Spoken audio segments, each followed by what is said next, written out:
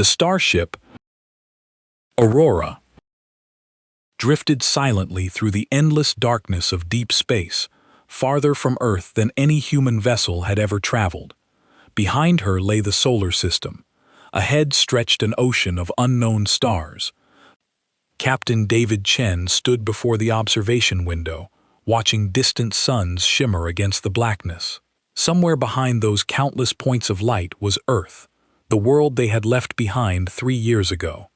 For a long moment, the bridge was peaceful. The crew worked quietly at their stations, each focused on the mission that had become humanity's greatest achievement. They were pioneers, the first humans ever to leave their own solar system. History would remember every decision they made. Then the silence was broken. "Captain," Lieutenant Sarah Kim's voice trembled as she stared at her sensor display. "We're detecting something." Chen turned immediately. "What is it?" Sarah swallowed hard. "Ships, sir." Her fingers hesitated above the controls. "Hundreds of them." The bridge fell silent. "They're surrounding us." Every officer looked toward the main display. One by one, unknown contacts appeared across the tactical map. 10, 50, 100, then hundreds more. The Aurora was completely encircled. No one spoke. For centuries, humanity had asked the same question. Were they alone? Now, they finally had an answer. The alien vessels slowly emerged from the darkness. They were enormous, elegant, unlike anything human engineers could have imagined. Each ship resembled a giant silver flower floating among the stars, its curved hull covered in glowing patterns that pulsed like the heartbeat of a living creature. There were no visible weapons, no engines, no signs of hostility. Only quiet, overwhelming power. Suddenly, every console on the bridge flickered. The communications system activated on its own. "No signal source detected," an officer whispered. "It isn't using radio. It isn't using lasers." Before anyone could react, every member of the crew felt the same strange sensation. A voice, not through their ears, inside their minds. Gentle, ancient, and impossibly clear. "Welcome, young ones." The words echoed through their thoughts. "We have waited a very long time for your species to take its first steps into the greater dark." Captain Chen stood frozen. The aliens had not simply contacted humanity. They had been waiting for them. And suddenly, one terrifying question filled every mind aboard the Aurora. What? If they had been watching humanity all along, what else did they know? "Do not be afraid. We mean you no harm." This was humanity's first contact with the Galactic Concord. The Concord was ancient beyond human understanding. 12 species had built it over 3 million years. They had mapped every star, cataloged every planet, and watched countless younger races rise and fall. They were patient. They were wise, they were powerful beyond measure, and they welcomed humanity with open arms. The months that followed were filled with wonder. Concord ambassadors came to Earth. They brought gifts of technology, medicine, and knowledge. Diseases that had killed millions were cured overnight. Clean energy ended the wars over resources. Humanity looked up at the stars and saw not empty darkness, but a community waiting for them. The Concord offered humans a place among them. A junior seat on the Great Council, a chance to learn and grow under the guidance of older, wiser species. Earth said yes. For 50 years, humanity spread across the stars. They built colonies on 100 worlds. They traded with alien merchants. They sent their children to study at ancient universities on planets older than Earth's sun. Human art and music became popular across the galaxy. The elder races found something charming about these newcomers. Humans were emotional, passionate, and creative in ways that older species had forgotten. Ambassador Yuki Tanaka represented humanity on the Concord Council. She was young for a diplomat, only 42. With sharp eyes and a quick smile, she had spent 20 years learning the ways of galactic politics. She believed in the Concord's mission of peace and cooperation. She did not know that the elder races were growing afraid. High Counselor Vorath of the Veeth Dominion called a secret meeting. The Veeth were one of the founding species of the Concord. They had ruled their section of the galaxy for 2 million years.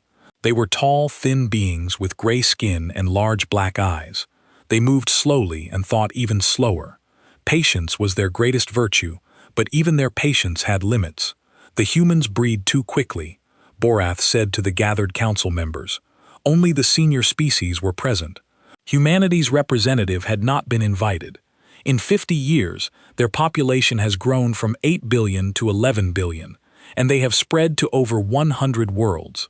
They are enthusiastic, said Counselor Mirth of the Solari Collective. It is not a crime. Today it is enthusiasm.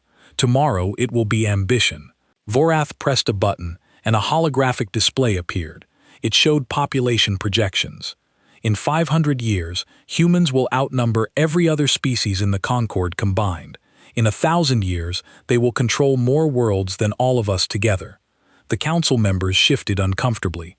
They adapt too quickly, Forth continued. They learn our technology and improve it. They study our cultures and find our weaknesses. They smile and laugh and make friends everywhere they go. They are the most dangerous species we have ever encountered. What do you suggest? Asked Counselor Thran of the Meridian Hegemony. Vorath was silent for a long moment. Controlled extinction. The words hung in the air. Several counselors looked away. Others nodded slowly. We have done it before, Borith said. The Kreth, the Morvani, the Hollow Ones. Young species that grew too fast, too hungry. We removed them for the good of all. The humans are no different. They have done nothing wrong, Meth protested. Not yet, but they will. It is their nature. Better to act now while they are still weak than to wait until they are strong enough to fight back. The debate lasted for 3 days. In the end, they voted. 10 species voted for extinction. 2 voted against. The decision was made. The Concord scientists created a bioweapon. It was elegant and terrible. It targeted human DNA specifically. It spread through air, water, and touch. It killed within hours. There was no cure. They released it on a Tuesday. Ambassador Tanaka was attending a cultural festival on the Veth homeworld when her communication device began screaming with emergency alerts. She excused herself and stepped into a private room to answer. Her assistant's face appeared on the screen. He was crying. Ambassador, something is happening. People are dying everywhere. Earth, the colonies, the stations. Everyone is getting sick, and they are dying so fast. Tanaka felt her blood turn to ice. What do you mean, everyone? Billions, Ambassador. Billions of people. The hospitals are overwhelmed. The bodies. He broke down completely. Tanaka ran to find Counselor Vorath. She found him in his private garden, calmly trimming a flowering plant. What have you done? She demanded. Vorath did not look at her. What was necessary? Necessary? You are killing my people. Billions of innocent people. Your species grew too fast, Ambassador. You were becoming a threat. The Concord decided to act before it was too late. Tanaka could not breathe. We trusted you. We believed in you. We thought you were our friends. Vorath finally turned to face her. His large black eyes showed no emotion. We are not friends. We are rulers. And rulers must sometimes make difficult choices for the good of all. This is genocide. This is survival. Within 72 hours, 11 billion humans were dead. Earth's great cities became mass graves. Colony worlds fell silent. Ships drifted empty through space. Their crews gone. The screams stopped. The prayers stopped. Everything stopped. The Concord issued a public statement. They expressed deep regret over the tragic plague that had struck humanity. They called it a natural disaster, a terrible accident of biology.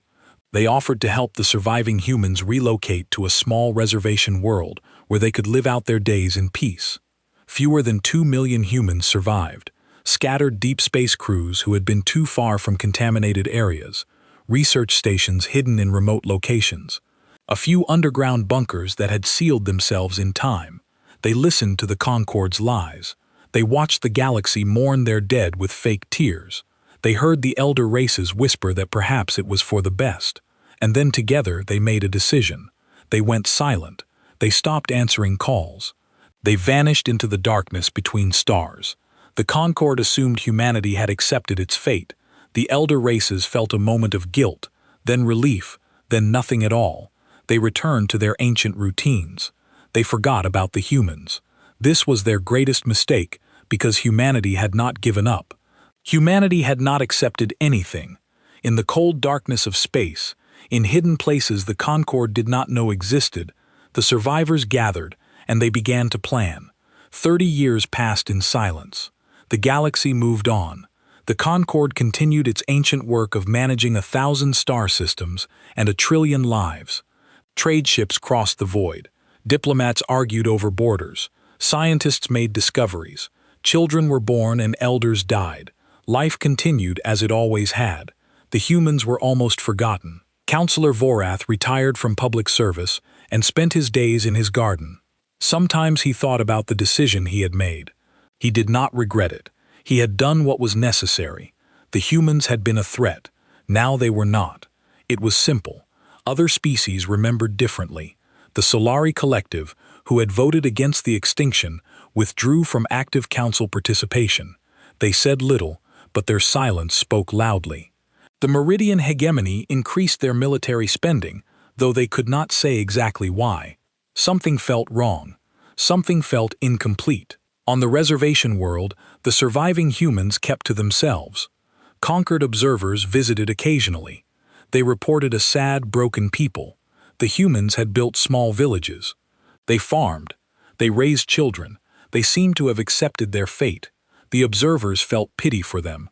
They did not look closely enough. Commander Yuki Tanaka, former ambassador, now leader of humanity's remnant, stood in an underground bunker far beneath the reservation's surface. The bunker stretched for kilometers in every direction. It held laboratories, factories, training facilities, and living quarters for thousands. The villagers on the surface were actors. The reservation was a stage. Everything the Concord saw was a performance designed to make them look away. Status report. Tanaka said General Marcus Cole stood beside her. He was one of the original survivors, a career military officer who had been commanding a deep space patrol when the plague struck. His wife and 3 children had died on Earth. He had not smiled in 30 years. Fleet construction is ahead of schedule, he said. We have completed 412 warships. All of them are equipped with the new drive systems. The new drive systems that had been a gift from an unexpected source. 5 years after the genocide, a Solari scientist had secretly contacted the human survivors. She had been horrified by what her species had allowed to happen. She could not undo it, but she could help. She had given them everything: engine designs, weapon technology, shield frequencies, communication codes. The Concord's entire defense network explained in detail she had been caught and executed 3 years later. The humans built a memorial for her in the deepest part of their bunker. They did not forget those who helped them. What about personnel? Tanaka asked. Every human over the age of 16 has completed basic military training. Specialized units are ready. Intelligence operatives have been planted on 14 Concord worlds. Tanaka nodded slowly. 30 years of preparation. 30 years of pretending to be broken while building an army in the shadows. 30 years of studying their enemies, learning their weaknesses, planning their destruction. It was almost time. Far across the galaxy, strange things began to happen. A vet cargo ship vanished near the outer rim. It was not unusual for ships to disappear. Space was dangerous. Accidents happened. But this ship had been in a safe sector. Its last transmission had been cut off mid-sentence. 2 weeks later, another ship vanished. Then another, then an entire convoy. The Vet Dominion sent a patrol fleet to investigate. The fleet found nothing. Empty space, no wreckage, no signals, no survivors. Then the patrol fleet vanished too. High Counselor Kren, who had replaced Vorath, demanded answers. Intelligence agencies began investigating. They found only shadows. Witnesses reported seeing ghost ships, vessels of unknown design that appeared without warning and disappeared just as quickly. Perhaps pirates, suggested one analyst. Pirates do not attack military patrols, Kren replied. Pirates do not leave no trace. The disappearances continued. Ships, stations, outposts. They vanished one by one, always at the edges of Concord space, always without explanation, and then the bodies began to appear. A Meridian freighter discovered a drifting Vet warship. Every crew member was dead. They had not been killed by weapons, fire, or disease. They had simply stopped living. Their faces were frozen in expressions of absolute terror, written on the walls in the ship's cargo hold. In the V language were 5 words. We remember what you did. Panic spread through the Concord. Emergency meetings were called. Security was increased. Intelligence agencies worked overtime. But they could find nothing. The enemy was invisible. In her bunker, Tanaka reviewed the reports from her field operatives. The Vithut are terrified, said Agent Lin. Their military is searching everywhere. They have increased patrols by 300%. They are jumping at shadows. Good, Tanaka said. Let them be afraid. Fear makes people stupid. The Meridians are more dangerous. Agent Chen warned. General Croth has taken command of their security forces. He is smart. He suspects the truth. What has he done? He has requested permission to investigate the human reservation world. Tanaka smiled. It was not a pleasant smile. Let him come. Let him see our sad little villages and our broken people. Let him look right at us and see nothing. General Cole stepped forward. Commander, our forces are ready. We can begin whenever you give the order. Tanaka was silent for a long moment. She thought about her daughter who had died on Earth at the age of 6. She thought about her husband, her parents, her friends. 11 billion people murdered in their beds, in their homes, in their schools. Children, elders, innocent people who had never harmed anyone. The Concord had called it necessary. They had called it survival. They had slept peacefully for 30 years while humanity planned in the darkness. Not yet, she said finally. We strike when I say not before. We have waited 30 years. We can wait a little longer. With respect, Commander, the troops are eager. They want justice. Justice. Tanaka turned to face him. Her eyes were cold. This is not about justice, General. Justice is blind. Justice is fair. What we are planning is not fair. It is not proportional. It is not merciful. She paused. The Concord murdered our entire species and called it necessary. We are going to show them what necessary really means. We are going to break them so completely that the galaxy will remember for 1,000,000 years. We are going to make them understand the true cost of what they did. Cole nodded slowly. Vengeance, then. Vengeance. Absolute and total. Every species that voted for our extinction will pay. Every leader who approved it will die. Every world that celebrated it will burn. Tanaka's voice was calm, almost gentle. But we do it right. We do it perfectly. We get one chance at this.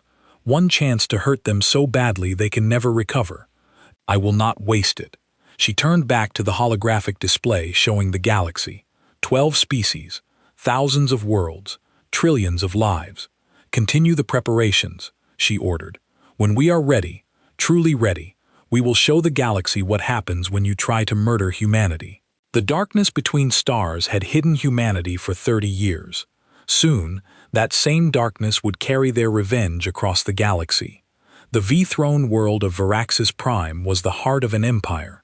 For 2 million years, it had stood as a symbol of power and stability. Its cities covered entire continents. Its orbital stations formed rings around the planet. Its defense fleet was the largest in the galaxy. 100,000 warships protected the homeworld of the species that had engineered humanity's extinction. On a quiet morning, as the twin suns rose over the capital city, the sky tore open. Human ships emerged from slipspace in perfect formation. There were 500 of them, a tiny fraction of the VTH defense fleet, but they were not supposed to be there. Human drives could not make the jump to Viraxis Prime. Human sensors could not bypass VTE security systems. Human weapons could not penetrate VT shields. The vet had believed this. They had been wrong. Admiral Sarah Chen commanded the attack from the Bridge of the Remembrance. She was 60 years old. Her entire family had died in the genocide. She had spent 3 decades preparing for this moment. "All ships commence attack pattern Omega," she said calmly. "Priority targets are the orbital defense platforms. Secondary targets are military installations. Civilian areas are not to be engaged unless fired upon." The Vet defense fleet scrambled to respond. They outnumbered the humans 200 to 1. They should have crushed the attackers in minutes. They did not. Human ships moved in ways VTH computers could not predict. Human weapons cut through shields that should have been impenetrable. Human tactics ignored every rule of space warfare the VET had developed over millions of years. The first orbital platform exploded within 3 minutes. The second followed 30 seconds later. By the time an hour had passed, the orbital defense network was gone. High Counselor Kren watched from his palace as fires bloomed across the night sky. He could not understand what was happening. This was impossible. The humans were broken. The humans were contained. The humans had no fleet, no technology, no hope. His communication officer burst into the throne room. "High Counselor, we are receiving a transmission from the human ships." "Put it through." A holographic image appeared. It showed a human female in a military uniform. Her hair was gray. Her face was lined with age, but her eyes burned with an intensity that made Kren step backward. "Hi, Counselor Kren of the V8 Dominion," the woman said. "My name is Commander Yuki Tanaka. 30 years ago, your species voted to exterminate mine. You killed 11 billion people. You called it necessary." She paused. Her expression did not change. "I am here to explain that you were wrong." The transmission ended. Kren tried to respond to call for reinforcement, to order a counterattack, but his communication systems were dead. His power grid was failing. His military command structure had collapsed. Human infiltrators had been in place for years. Engineers, technicians, servants. They had watched. They had waited. And when the attack began, they had struck from within. The battle lasted 3 days. Human forces did not try to occupy Verax's prime. They did not take prisoners. They did not negotiate. They destroyed every military installation, every government building, every symbol of VTE power. They broadcast their attacks across the galactic network so every species could watch. On the 3rd day, Tanaka landed her shuttle in the ruins of the Imperial Palace. She walked through the rubble until she found Kren hiding in a basement shelter. "Please," Kren begged. "I was not High Counselor when the decision was made. I did not vote. I had no part in it." Tanaka looked at him with something that might have been pity. "You knew. You all knew. You could have stopped it. You could have warned us. You could have helped us. Instead, you watched 11 billion people die and did nothing. We were afraid. Your species was growing too fast. You would have taken everything. We wanted nothing but friendship. We admired you. We trusted you. My daughter used to watch videos about the Veth. She thought you were wonderful." Tanaka's voice cracked for just a moment. She was 6 years old when your bow weapon killed her. 6 years old. She had never hurt anyone. She had never threatened anyone. She just wanted to grow up and see the stars. Kren had no answer. There was no answer. "I am not going to kill you." Tanaka said, "I want you to live. I want you to watch what happens next. I want you to spend the rest of your days knowing that you could have prevented this." She turned and walked away. The news spread across the galaxy like fire. The Voth Dominion, one of the founding species of the Concord, had been humiliated. Their throne world burned. Their fleet was scattered. Their government had collapsed, and it had been done by humans. The broken species, the dead species, the species that should no longer have existed. Emergency council meetings were called. The remaining Concord species mobilized their fleets. They assembled the largest military force in galactic history. 3 million warships, trillions of soldiers, enough firepower to destroy 1,000 worlds. Counselor Thren of the Meridian Hegemony took command of the combined fleet. He was a veteran warrior, calm and experienced. He did not underestimate the humans. He had studied their tactics. He understood their determination. "We will corner them," he announced to the assembled commanders. "We will overwhelm them with numbers. They may be clever, but they cannot defeat the combined might of the Concord." General Croth stood beside him. He had been the one to suspect the truth about humanity. He had warned the council. They had not listened. "With respect, Counselor," Croth said quietly, "I do not think the humans intend to fight a conventional war." "What do you mean?" "They struck Varaxis Prime not to conquer it, but to humiliate it. They broadcast every moment. They want us to feel what they felt. They want us to know fear," then dismissed the concern. "Fear is a weapon of the weak. We are not weak." He was wrong. The human fleet did not try to defeat the Concord Armada in open battle. Instead, they struck everywhere at once. Supply lines were cut. Communication stations were destroyed. Military bases were attacked and abandoned before reinforcements could arrive. The Concord fleet chased shadows across the galaxy. Every time they thought they had cornered the humans, they found empty space. Every time they left a system undefended, that system was attacked, and the broadcasts continued. Ambassador Chen Wei, Tanaka's chosen voice, appeared on every communication channel in the galaxy. "You taught us what the galaxy truly is," Chen said, "a place where the strong exterminate the weak. We were good students. We learned our lesson well. Now we are teaching it back to you." 3 more conquered species fell in 18 months. Not conquered, shattered. Their governments collapsed. Their militaries broke. Their populations fled. The humans did not take territory. They did not build an empire. They destroyed the old order and left chaos behind. The galaxy watched in terror. The humans had chosen vengeance over peace, and they were winning. General Croth of the Meridian Hegemony sat alone in his command center, studying reports that made no sense. The humans should have been defeated months ago. They were outnumbered 1,000 to 1. They had no supply lines, no industrial base, no reinforcements by every measure of military science. They should have been crushed. Instead, they were winning. Croth had spent his entire life studying warfare. He had fought in a dozen conflicts. He had never seen anything like this. The humans did not fight the way civilized species fought. They did not seek territory. They did not negotiate. They did not follow any of the rules that had governed galactic conflict for millions of years. They fought like ghosts. They struck without warning and vanished before retaliation. They appeared in impossible places. They knew secrets they should not know. And everywhere they went, they left behind the same message. "We remember what you did." His communication officer interrupted his thoughts. "General, we have captured a human prisoner." Croth looked up sharply. "How?" "One of their raiding parties struck a supply depot on Meridian 7. Most escaped, but one was injured and left behind. She is being held in the detention center." Croth stood immediately. In 3 years of war, this was the first human prisoner taken alive. Perhaps she could provide answers. The detention center was deep underground, protected by the best security the hegemony could provide. Croth passed through 7 checkpoints before reaching the cell where the human was held. She was young, perhaps 30 years old by human standards. Her left arm was wrapped in bandages. Her face was bruised, but her eyes were clear and calm as she watched Croth enter. "I am General Croth," he said. "I want to understand your people." The human laughed. It was not a pleasant sound. "Understand us? You killed 11 billion of us and you want to understand us? The decision was made before my time. I did not support it, but you did nothing to stop it. You watched our children die, and you did nothing."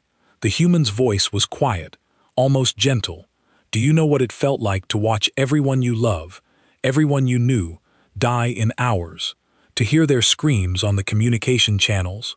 To know that the species you had trusted had murdered them? Growth had no answer." "My name is Lieutenant Maria Santos," the human continued. "I was 12 years old when your Concord killed my family.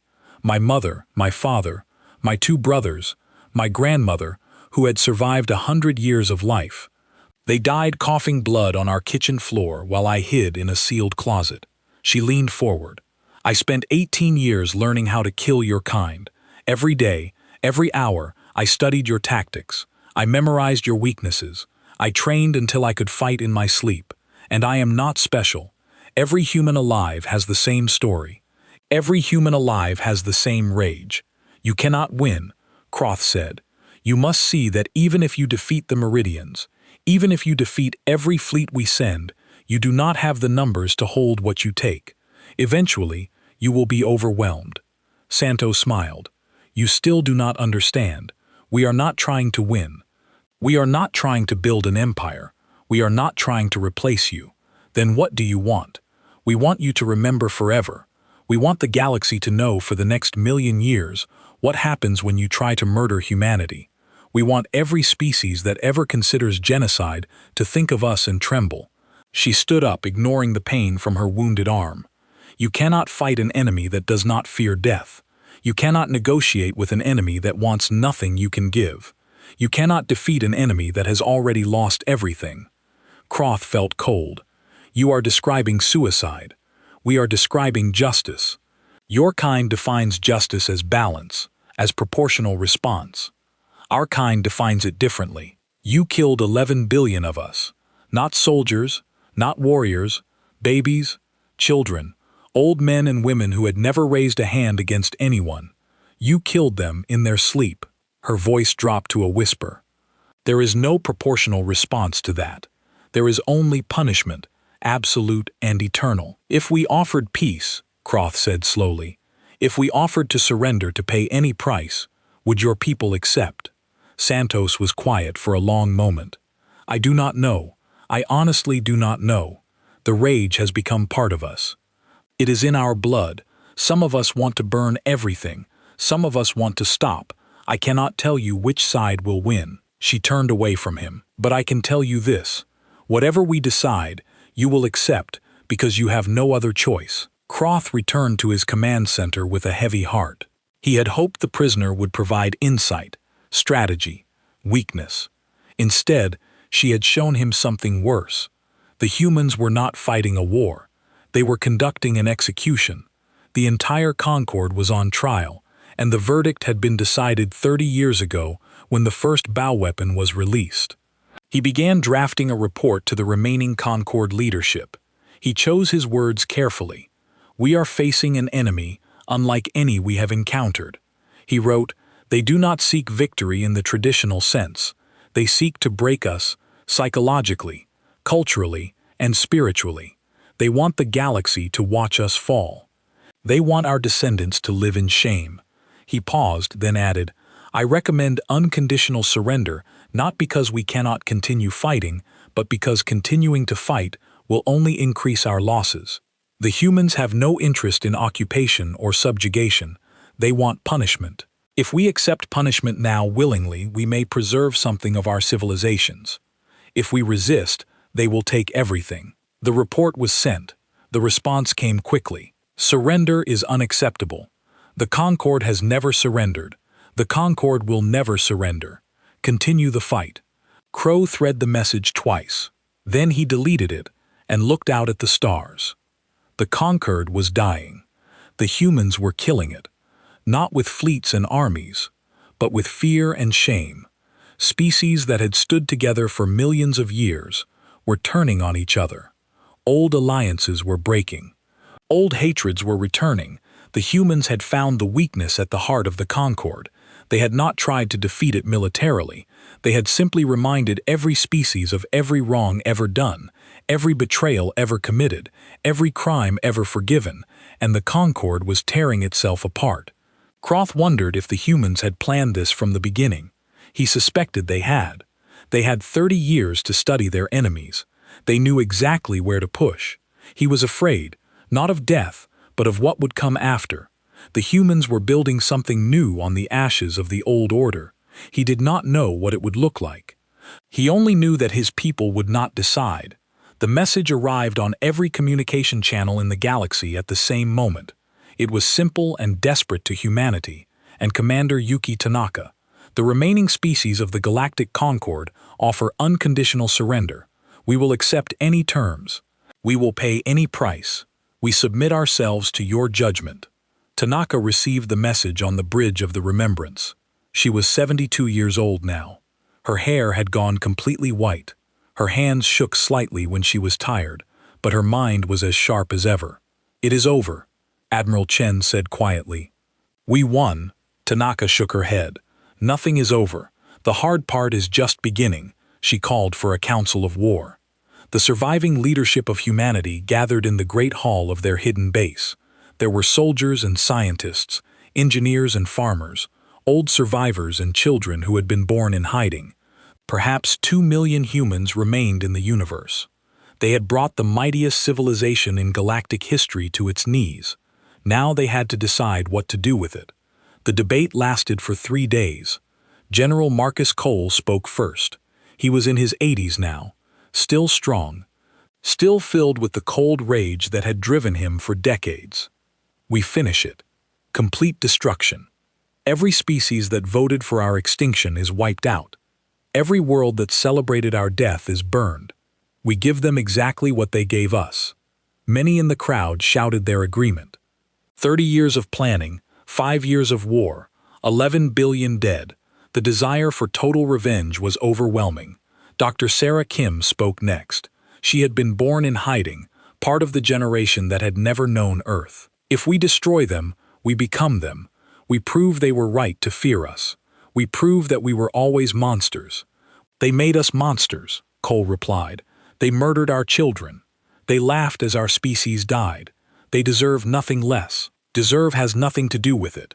Kim said, this is about who we are, who we choose to be. If we commit genocide in return, we lose everything that made us human in the first place. The debate went back and forth. Old grievances were aired. Old wounds were reopened. People wept and shouted and demanded justice. Finally, Tanaka stood. The room fell silent. I have thought about this moment for 40 years, she said slowly, since the day I watched my daughter die in my arms. Since the day I realized that everything we had believed about the galaxy was a lie. I have imagined burning their worlds.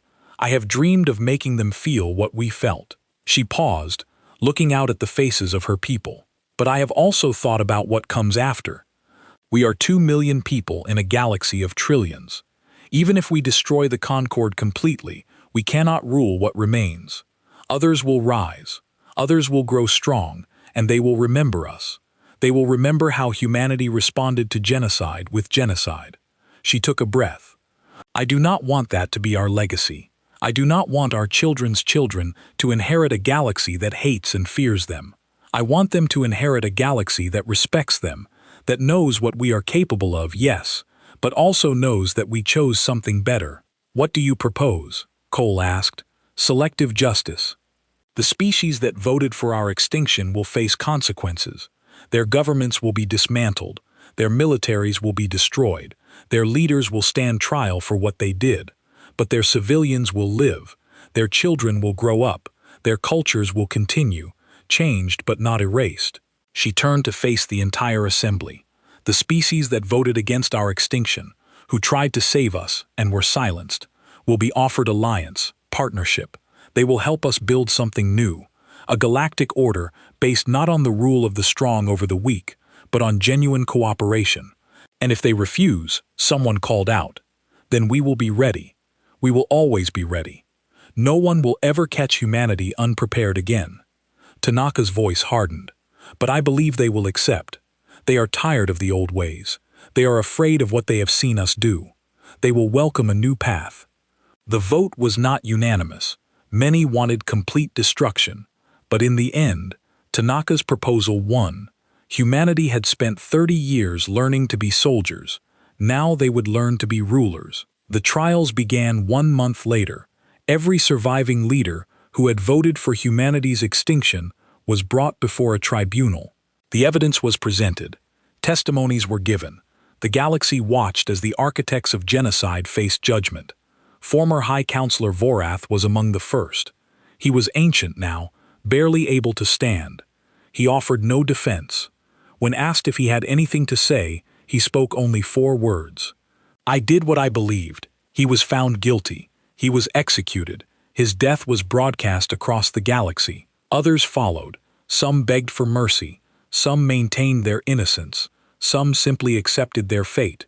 All were judged by the same standard. General Croth of the Meridians was not among the condemned. He had spoken against the genocide when it mattered. Though his voice had been ignored, he was offered a choice: join the new order or retire to obscurity. He chose to join. The Solari Collective, who had voted against extinction and paid a heavy price for their opposition, became humanity's first true allies. Their leader, an elderly female named Meth, wept when she met Tanaka. "I am sorry," Meth said. "I am so sorry we could not stop them." "You tried," Tanaka replied. "That is more than most." The new Galactic Council was formed. Humanity did not take the center seat. They took all the seats. Every major decision would require human approval. Every military action would need human oversight. The species that had tried to erase humanity would now live under their watch. 1 year after the surrender, a ceremony was held on Earth. The planet had been dead for decades, its cities crumbling, its fields overgrown, but humans had begun to return. They were clearing the ruins, they were planting new gardens, they were building monuments to the dead. Tanaka stood before the largest monument, a simple black wall that stretched for kilometers. On it were carved 11 billion names, every human who had died in the genocide. It would take a lifetime to read them all. Croth stood beside her. He had become something like an advisor, helping the humans understand the species they now ruled. "What happens now?" he asked. "We rebuild, we remember, we make certain this never happens again, and if another young species rises, another threat to galactic stability." Tanaka looked at him. Her eyes were tired but clear. "Then we welcome them, we teach them, we help them grow, and if they threaten us, we remind them what happened to the last civilization that underestimated humanity. The galaxy will never forget what you did here." "Good." Tanaka turned back to the wall of names. "That is the point. We did not want conquest. We did not want empire. We wanted the universe to understand that there are some lines that cannot be crossed, some crimes that cannot be forgiven, some species that will not go quietly into extinction." She reached out and touched one of the names carved into the stone, her daughter's name. Small letters among billions. "They called it necessary," she said softly. "They called it survival. They thought they were protecting themselves from a threat." She stepped back. Her voice carried across the silent crowd. "Mercy is the one thing they never showed us, and now they know what it looks like."